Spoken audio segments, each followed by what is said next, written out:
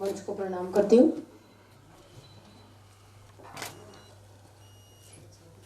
माता सरस्वती शारदा, ओ माता सरस्वती शारदा, माता सरस्वती शारदा, विद्या की देवी, ज्ञान की देवी, विद्या की देवी, ज्ञान की देवी, ज्ञानमयी माता, हो माता, माता सरस्वती शारदा, माता सरस्वती शारदा, स्वरों की देवी, वीणा की देवी, स्वरों की देवी, वीणा की देवी, करुणामयी माता, हो माता, माता सरस्वती शारदा, माता सरस्वती शारदा, तुम ही भक्ति, तुम ही शक्ति, तुम ही भक्ति, तुम ही शक्ति, कृपा करो माता, हो माता, माता सरस्वती शारदा, माता सरस्वती शारदा, सुर लय ताल तुम हो, वाणी में शब्द तुम हो, सुर लय ताल तुम हो, वाणी में शब्द तुम हो, तुम बिन कुछ नहीं माँ, तुम बिन कुछ नहीं माँ, हो माता, माता सरस्वती शारदा, माता सरस्वती शारदा, हो माता, माता सरस्वती शारदा। धन्यवाद।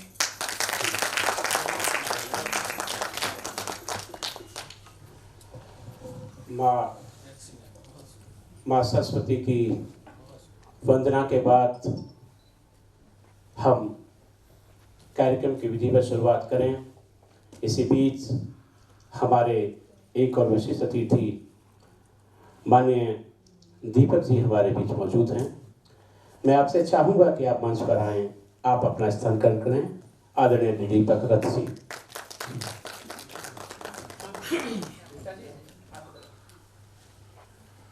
चूँकि दीपक रथ जी उदय इंडिया नाम से एक बहुत बड़ी अच्छी मैगजीन चलाते हैं, जहाँ तक मुझे ज्ञात है कि अंग्रेजी और हिंदी में, और मैं भी उस रूप में आपका पाठक हूँ और आपका प्रेमी भी हूँ। और आदरणीय दीपक रथ जी के सम्मान के लिए, स्वागत के लिए, पुष्प के लिए मेरे अपने एनबीटी के उड़िया विभाग जो भारत में देखते हैं, आदरणीय प्रमोद सर हमारे बीच मौजूद हैं। आदरणीय प्रमोद सर से मैं अनुरोध कर रहा हूँ, व्यक्तिगत अनुरोध कर रहा हूँ कि एक डॉक्टर भी लगाएंगे, इस डॉक्टर प्रमोद सर जी मानस सर आप ठीक कह रहे हैं, लेकिन मैं उस बात का भी निर्वहन करूँगा आपकी बात का। लेकिन मेरे जितने आप अपने हैं, आप भी हैं, मैंने आपको उसी तरह कहा। तो डॉक्टर प्रमोद रस से मैं अनुरोध करूंगा कि एक बार वो मंच पर आएं और एक बार हम चलिए, कई मजबूरियां हो सकती हैं विभाग की, लेकिन मैं चाह रहा था कि एक पत्रकार से ही पूछ दिलवाऊं। तो आदरणीय वीपी शर्मा जी से मैं अनुरोध कर रहा हूं कि वो आए और आदरणीय दीपक दत्त जी को पुष्पगुच्छ भेंट कर आदरणीय वीपी शर्मा जी।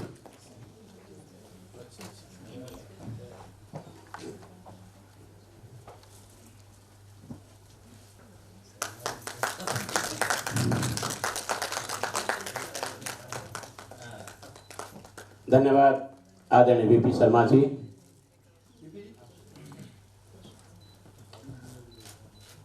साथियों, चूंकि हमें इस महत्वपूर्ण बिंदु पर चर्चा करनी है, संक्षिप्त चर्चा करनी है और अपने बुद्धिजीवियों के द्वारा चर्चा करानी है, तो मैं चाहूंगा कि मैं क्रम नहीं देख रहा हूं, लेकिन मैं आवाज दे रहा हूं बड़े सम्मान के साथ अपनी बहन जो आसाम से पधारी हैं हमारे बीच, आदरणीय निशा नंदिनी जी को, वो माइक पर आए और अपने उद्बोधन में जो भी आप बोलना चाहते हैं इस विषय में, आप उस बारे में बोलें। आदरणीय निशा नंदिनी जी।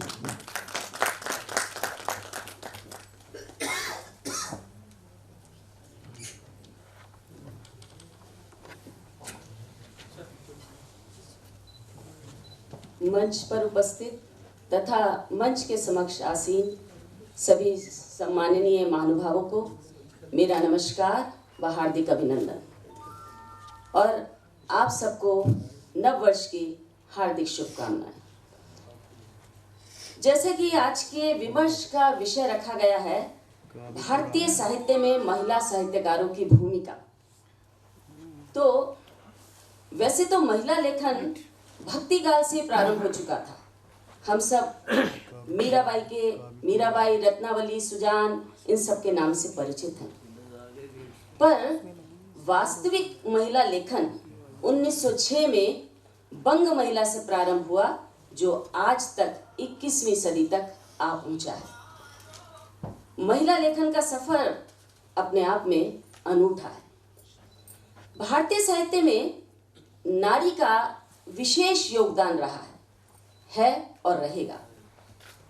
अंग्रेजी भाषा की प्रथम महिला लेखिका हैं नयनतारा सहगल, जो भारत के प्रथम प्रधानमंत्री पंडित जवाहरलाल नेहरू की बहन विजय लक्ष्मी पंडित की पुत्री हैं और बहुत निरपेक्ष रूप से लेखन कार्य कर रही हैं।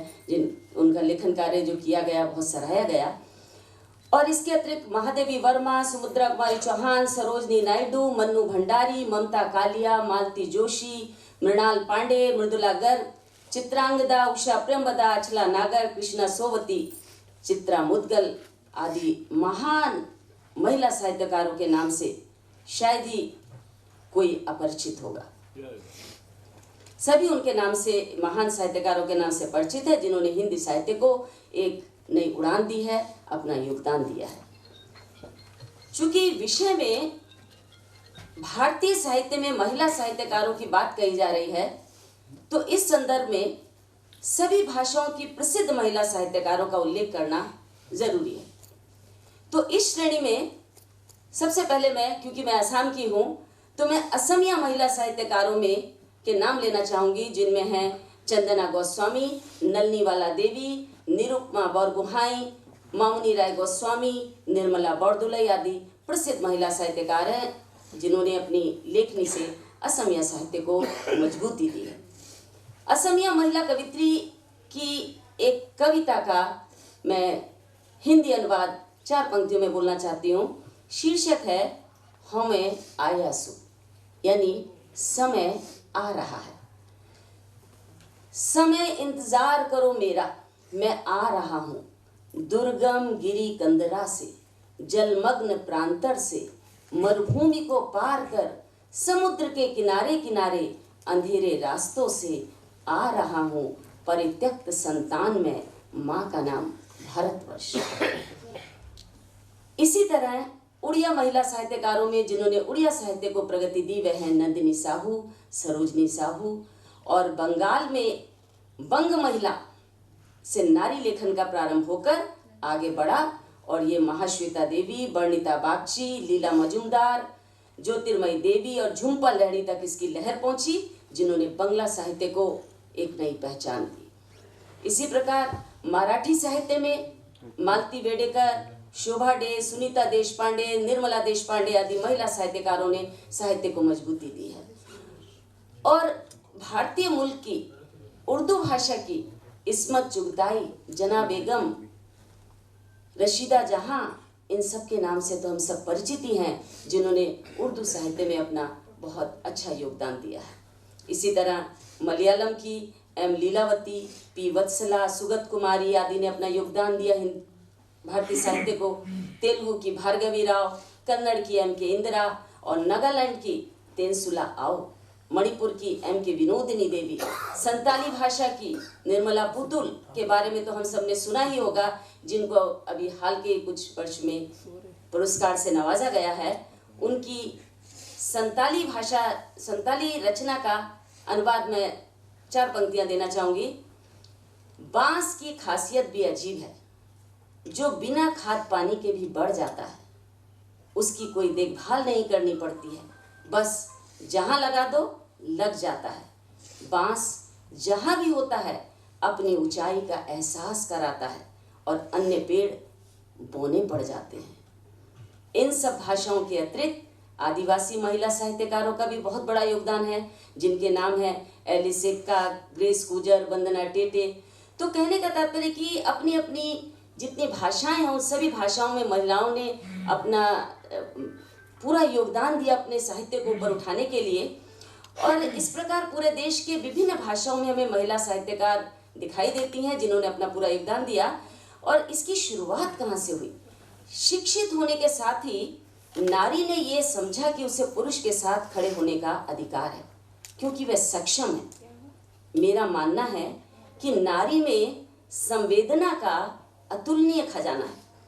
जब वह पहली बार नारी ने अपनी अनुभूतियों और संवेदनाओं को कलम के माध्यम से कागज पर उतारा, तब उत्कृष्ट साहित्य सृजन की रचना हुई और पाठकों ने सराहा, लेकिन समीक्षकों ने आलोचना भी की। उन्हें साहित्यकारों की पंक्ति में बैठाना उचित न लगा, किंतु महिला साहित्यकारों ने निडर होकर अपनी साधना जारी रखी। आज नारी से साहित्य का कोई भी क्षेत्र अछूता नहीं है। विभिन्न विधाओं को वो अपनी लेखनी से नई उड़ान दे रही है। नारी लेखन का मुद्दा, नारी लेखन एक रण क्षेत्र है। नारी लेखन में उसकी संवेदना, अंतर्दृष्टि और सबसे बढ़कर पीड़ा जो सदियों से उसके खाते में संचित होती आई है, वो हमें दिखाई देती है।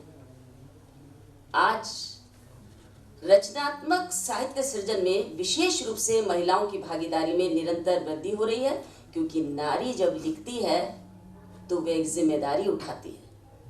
मेरे विचार से, ध्यान दीजिएगा पंक्तियों पर, मेरे विचार से अनुभूति कितनी ही तीव्र और संवेदना कितनी सघन क्यों ना हो, पर भोक्ता और दृष्टा की संवेदना में अंतर होता ही है। और नारी भोक्ता होकर कलम चलाती है, इसलिए उसका लेखन यथार्थ की अनुभूति समेटे होता है। मध्य युग से ही नारी शोषित होने लगी थी और समस्याएं तो शोषित की ही होती हैं।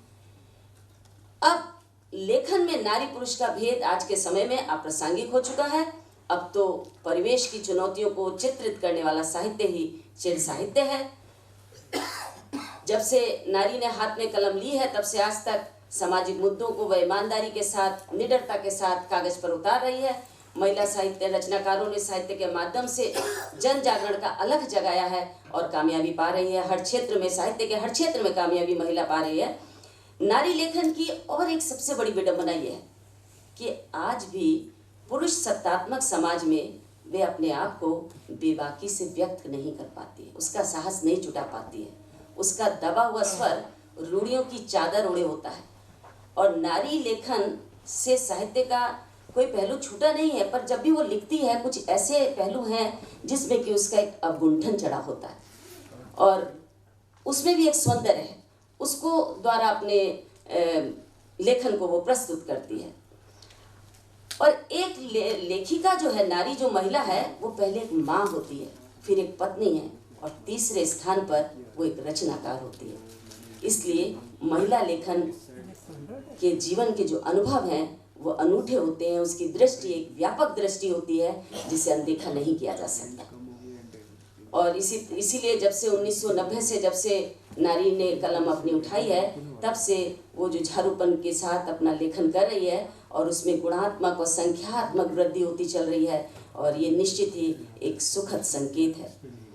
जीवन मूल्यों में होने वाले परिवर्तनों, पुरानी आस्थाओं को आत्मसात करने वाली महिला रचनाकारों का कहना है कि नारी अनुभूतियों की तपिश ने उन्हें अभिव्यक्ति के क्षण दिए हैं, उनके चिंतन को एक नया आकाश दिया है, नई सोच की जमीन दी है। यही कारण है कि नारी साहित्य लेखन एक तरफ स्वांता सुखाए है तो दूसरी ओर जनहिताय है। नारी साहित्य इस परिवर्तन युग की सुख चिंतक है, हित चिंतक है। आज स्पर्धा के युग में भी नारी लेखन एक चुनौती है, फिर भी उसे किसी भी स्थिति का सामना करने के लिए किसी बैसाखी की आवश्यकता नहीं है। आज नारी हर जगह अपना मार्ग बनाकर अपने हस्ताक्षर छोड़ रही है, आगे बढ़ रही है, विरोधों को नकार रही है। आज हम सब देख ही रहे हैं, और ये भी सच है कि नारी लेखन में उसका आत्मसंघर्ष दिखाई देता है। महिला साहित्यकार के लिए बाहरी प्रसंग से पहले उसके आंतरिक प्रसंग होते हैं, जहाँ वे जीती है, जहाँ वे सांस लेती है, और दूसरी ओर होती है समय की चुनौती। नारी के सृजन और जीवन के बीच अनवरत युद्ध की स्थिति बनी रहती है। यहाँ मैं अपनी एक रचना को पढ़कर सुनाकर अपनी वाणी को विराम दूंगी। नारी के विषय में मेरी एक रचना। वह चटकती है कांच सी, वह चटकती है कांच सी, वह खिलती है कचनार सी। राह में नारी के विकार हैं, व्यवधान हैं, दुविधाएं हैं, द्वंद्व हैं। कितने घेरे, कितने कटघरे हैं, कितनी अदालतें, कितने शासन प्रशासन हैं। फिर भी अन्याय से घिरी है कोमलांगी, कठोर, कंपित नारी। सदियां बीत गईं, न जान सका कोई कितने हैं ईश्वर, अल्लाह, कितने गुरु, पादरी, पैगंबर। फिर भी सर्वत्र व्याप्त है कितनी अनबन, कितना अनर्थ, कितना अधर्म। है ये कैसी विडंबना है पूरी आजादी नारी को। अंतिम पंक्तियों पर ध्यान दीजिएगा। है ये कैसी विडंबना है पूरी आजादी नारी को, फिर भी वह अबोध न जाने कितने डेरों से, कितने खूंटों खंभों से बंधी है, न जाने कितने खूंटों खंभों से बंधी है। इस तरह साहित्य की प्रगति में महिला साहित्यकारों की सार्थक भूमिका रही है और रहेगी। इसके साथ ही मैं अपनी वाणी को विराम देती हूँ, और रीता जी ने मुझे यहाँ मंच पर आकर अपने विचार रखने का सौभाग्य दिया, इसके लिए मैं धन्यवाद देती हूँ रीता जी का। आप सबका हार्दिक धन्यवाद।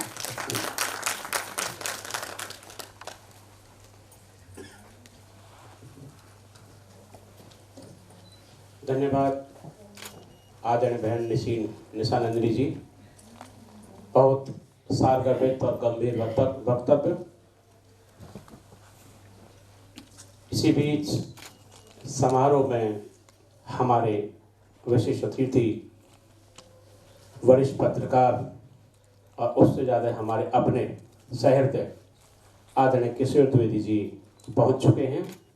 मैं आदरणीय रीता पात्रा जी से अनुरोध कर रहा हूं कि वो आदरणीय किशोर द्विवेदी जी को मंच तक लेकर आएं, और आपसे अनुरोध कर रहा हूं द्विवेदी जी कि आप मंच पर आएं, अपना स्थान ग्रहण करें। आदरणीय किशोर द्विवेदी जी। साथियों, आपसे आशा रखूंगा कि कर्ता धर्मियों से उनका स्वागत किया जाए। जी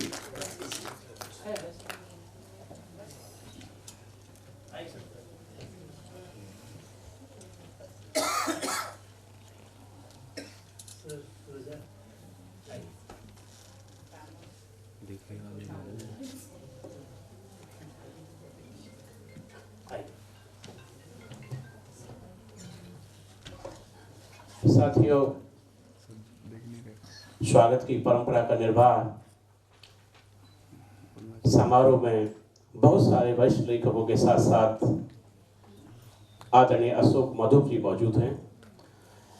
मैं आदरणीय अशोक मधुप जी से अनुरोध कर रहा हूं कि वो मंच तक आए।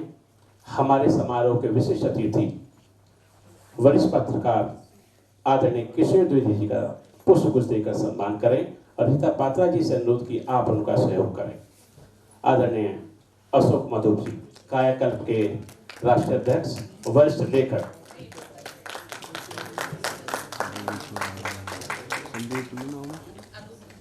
Sandeep sir, Sandeep sir video में भी तो आएंगे, बोल